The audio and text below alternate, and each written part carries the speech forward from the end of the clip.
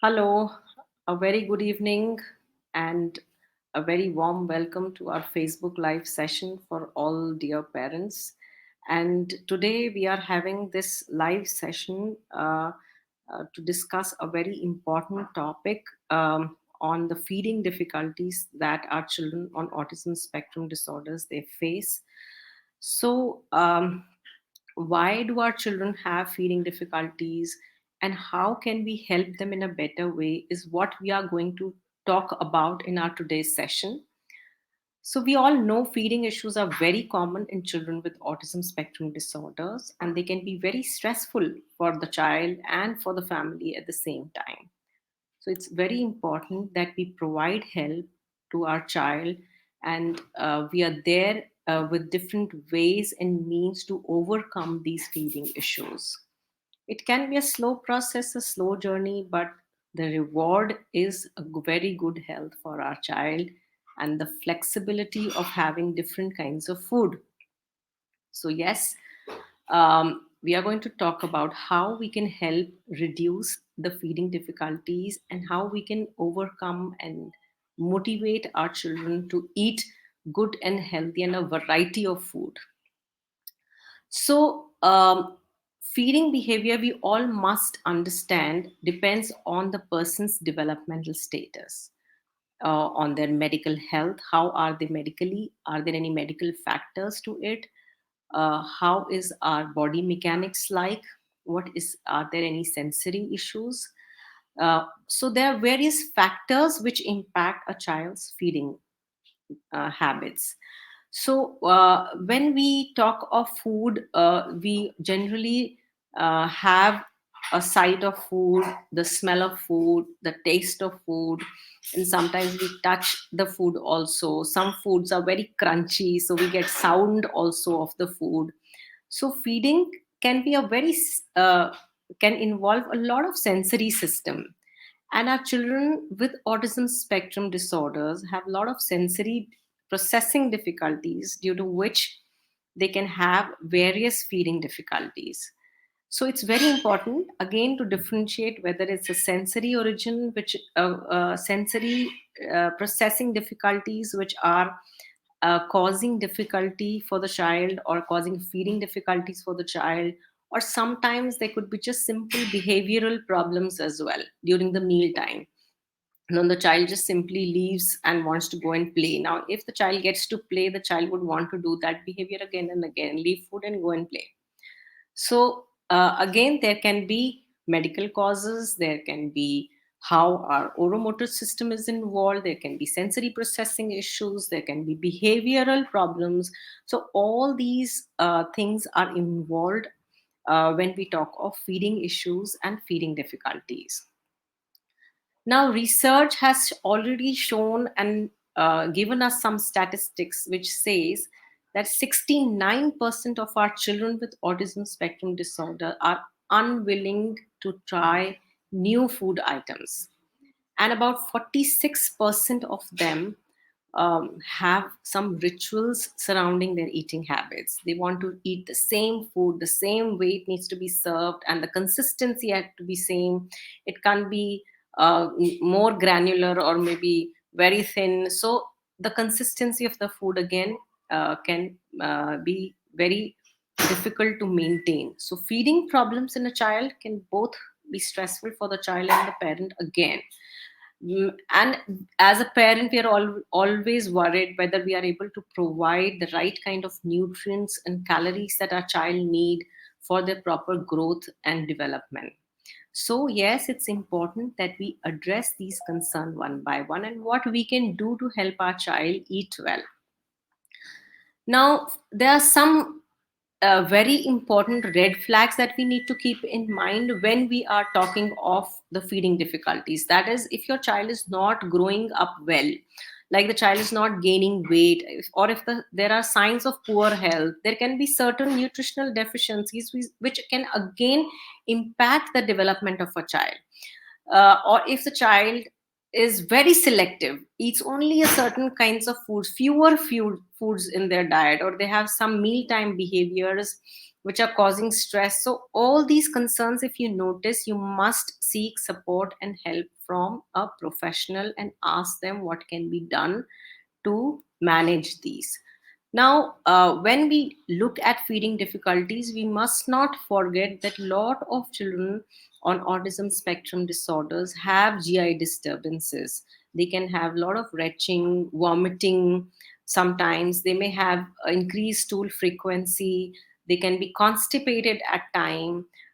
They sometimes our children feel very nauseated after eating certain food or even at the smell of the food. So if there is any kind of a reflux or a medical concern, then again that needs to be treated to be able to help our child eat in a better way. Then there can be certain food allergies. So if your child gets cramps or vomits or increased stool frequency after they eat a certain food or a particular food item, that's the time that uh, should be alarming. Or if a child gets some rashes or breathing difficulty, or skin rashes after consuming a particular food item, then that should again alarm us that is there, are we dealing with some kind of an food allergy? And in that case, again, we need to go and speak to a pediatrician or a specialist who can actually help us diagnose it in a better way and look through it. And some of our children with autism spectrum disorders may have tooth problems which go unnoticed because brushing again is a task. So, tooth decay, tooth problems, or a toothache, or some redness somewhere in the gums could be painful, which wherein they are not willing to eat food because of the background pain. Then there could be some swallowing issues. They are not able to swallow a certain kind of food, and those swallowing issues can again hinder in the child's feeding, and that can again lead to feeding difficulties in a child. So again, we also need to keep in mind the sensory aspects of the food. Certain food the child does not like the smell of the food, or is not able to uh, eat a particular kind of a taste or a consistency. So those sensory issues can be interfering in the feeding habits. Then there could be difficult behaviors at times which could be interfering, table time behaviors. Then also because of lack of communication, the child may not be able to tell whether they want to eat a certain food item, and they may not be able to place the request. And that is where that also can somewhere impact the feeding, and increase the feeding issues in our children on autism. So it's very important that if there is a medical condition like constipation or a food allergy, we must be able to identify it, treat it adequately, because then it will help our children to feed to eat better. Now if there are sensory difficulty, sensory processing issues, then we need to uh, do the sensory integration to help our child sensorily be able to get comfortable to different food items. Now, some basic things that we can keep in mind, and as parent or as caregiver, what we all can do at home to help our child with their feeding issues. I'll just give a few tips that you can practice at home with your children. And the most important of it is the very old time tip that we all need to have a feeding schedule and a proper routine for our child. Have your child eat at the same place at certain fixed meal times. Have a mealtime schedule and a routine for your child. Keeping the same time, place, and routine will somewhere help develop a positive association of the child with the mealtime. So it's very, very important to have a routine of mealtime. The second tip I would say is avoid continuously feeding your child all day. Small snacks every now and then, a food or a sweet juice to drink here and there, or some milk. 4 or 5 milk feeds can actually kill the appetite, and the child may not be willing to eat then the whole meal that he's supposed to or she's supposed to eat. So having a fixed meal times and the fixed schedules or meals or snack time can really be helpful. Also, the other family members can avoid snacking so that the child doesn't approach them and take those crunchy or junk food items from the adults and snack at them, and then are not willing to eat the food at the right time. So that's something that we need to keep in mind. The third important thing would be have a very comfortable sitting position when the child has to eat. It can be a high chair, it can be a child size table, or and a chair where where the height of the table and the sitting position of the child is just appropriate to be able to eat their food, look at the food, and it's very important. Even when you have a family meal together and your child is sitting on the same table, having a high chair next to your chair, and uh, when he or she is looking at us adult or other family members eating our food sitting on the table in a certain way, that can also motivate the child to attempt eating new food items at times. Sometimes having a segregated small table chair and a dedicated feeding time can be also helpful, because it will reduce their distractions while feeding. So keep the distractions away, especially the screen distraction, because it's been known that most of the children today in these times are fed on screen. So when they are distracted using a screen, it's difficult for the child to be able to gauge the taste of the food, the smell of the food, or the texture of the food, or it will be difficult for you to know what your child likes in food items and what he or she doesn't like. So it's very important to have a comfortable seating and a supportive sitting environment. One very important tip which maybe you may not have heard of or known in the past is most children, when you start feeding them in their meal time, would eat the maximum amount of food that they have to in the first 30 minutes. So if you know that your child is a picky eater, then focusing on feeding them the right quantity of food in the first half an hour, keeping their attention at the food and feeding them, can really be helpful. Distractions must be minimized, especially I would re emphasize here that the TV has to be kept away. Please do not show them the screens when you are feeding them. Also, it's very important for us as parents to get involved when we are feeding our child, and allow your child to select the food item, or maybe help them in choosing, show them the color, how the food looks like, what would they like to have today, if the child can understand that much.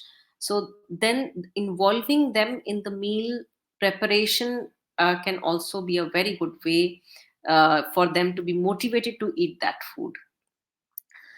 And then practice a very healthy and a pleasant eating environment and behavior. So having family members around, parents, everybody role modeling, and helping the child, motivating the child to try new things can really be helpful.